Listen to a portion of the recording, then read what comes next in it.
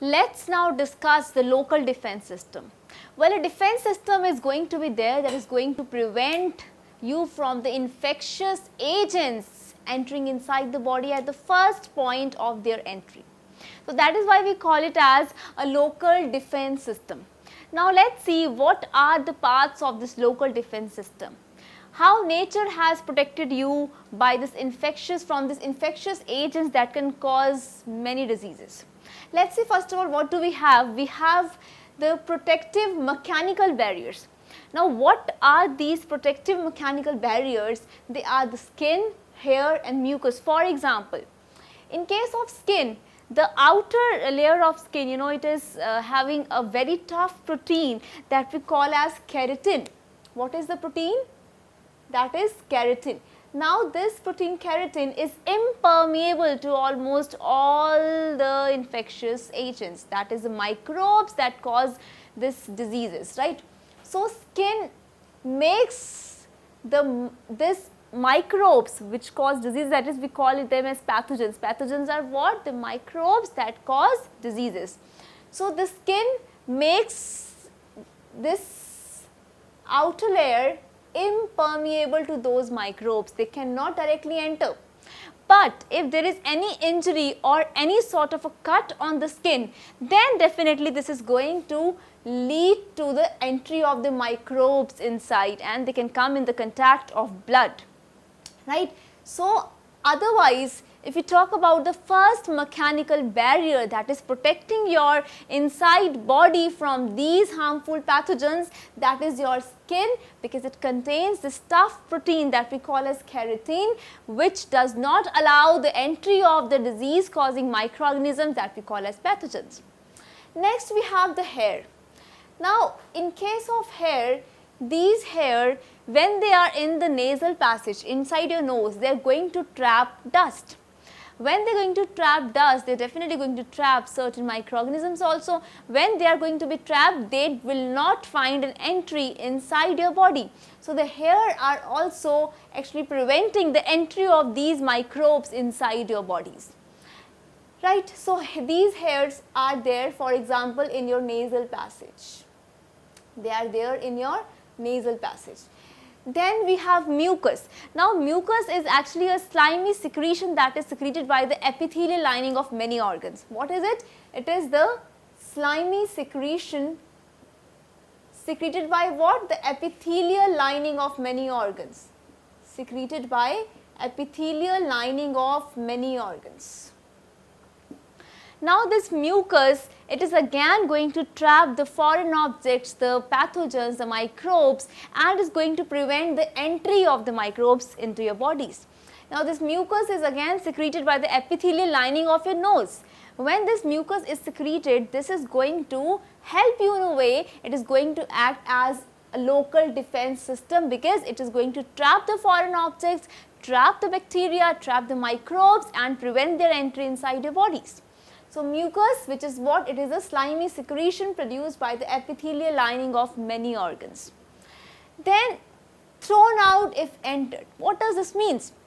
Now when you cough, when you sneeze, when you vomit, then this is also a local defense system. How? Because this is going to throw out the foreign objects that have actually entered inside your bodies. For example, if I give an example of vomiting, then in case of vomiting, the food that you actually have eaten, if there is a case of food poisoning, if you have taken something that is not safe to eat, then with this process, with this vomiting, you can actually get rid of that. So it also forms a part of your local defense system. Then sneezing, coughing, right. For example, in case of diarrhea, what happens in case of diarrhea? In case of diarrhea, loose motions are there. So because of this loose motions also, you get rid of the foreign particles, you get rid of the harmful pathogens that are there inside your bodies, right. So this also, these loose motions, this coughing, sneezing, vomiting, they form a part of a local defense system, right. So it's sometimes we think that this is not going to be helpful, but they help in a way. They're going to prevent the entry of the pathogens. Then we have the germ killing secretions. Now, when we talk about the points of entry, then there are these secretions that are going to kill the germs. They are there to kill the germs, they are there to kill the pathogens, the disease causing microorganisms. For example, saliva. Saliva has a very important enzyme, that is lysozyme. It is lysozyme. Now, this lysozyme is antibacterial. So, when the bacteria is going to come in contact with the saliva and the saliva has this enzyme, that is lysozyme, it is going to what? It is going to kill the bacteria. It is going to kill the bacteria. So, this is how the saliva can help in the killing of the germs, the killing of the pathogens that are going to enter inside your bodies. So, saliva is also a part of the local defense system of your body.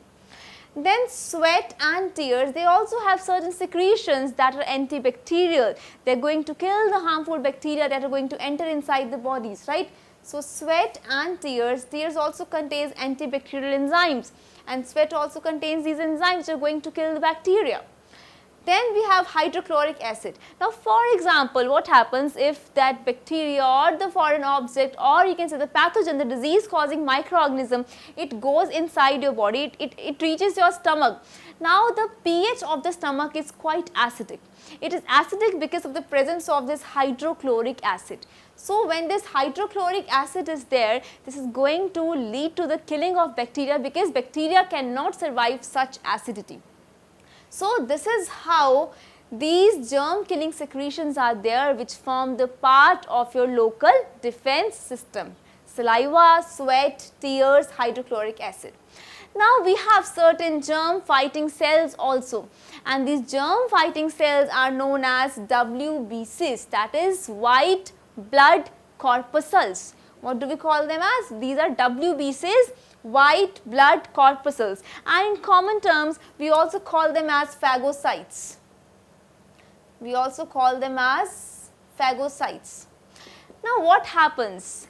These WBCs have the tendency to come out of the blood capillaries. So, supposingly, I will just make out to explain you one thing. Supposingly, we have this blood capillary, right. In this blood capillary, we have this phagocytes, that is WBCs, white blood cells. They actually have the tendency to, to show amoeboid movement. This is the amoeboid movement. So, by this amoeboid movement, they have a tendency to come out of the walls of the capillaries. So, this process by which these WBCs come out of the walls of the capillaries is known as diapedesis. It is known as diapedesis. Right. So, WBCs, they come out of the walls, and supposing if there is any harmful object, or you can say pathogen or disease causing microorganism, they are going to engulf that, right, and they are going to kill it.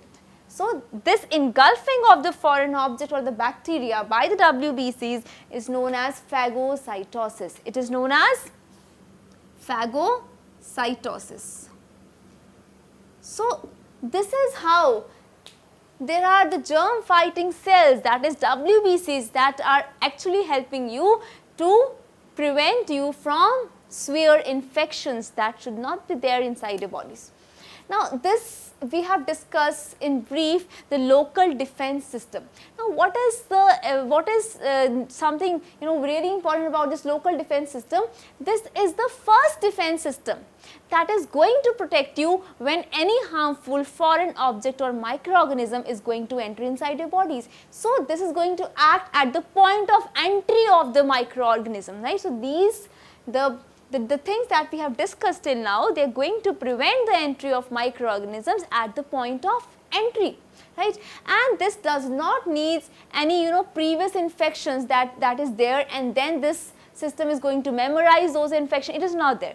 It will be in the case of the immune system when the antibodies are produced against an infection and the immune system actually memorizes it. But in case of this local defense system, this is not the case, right. In this case, what happens?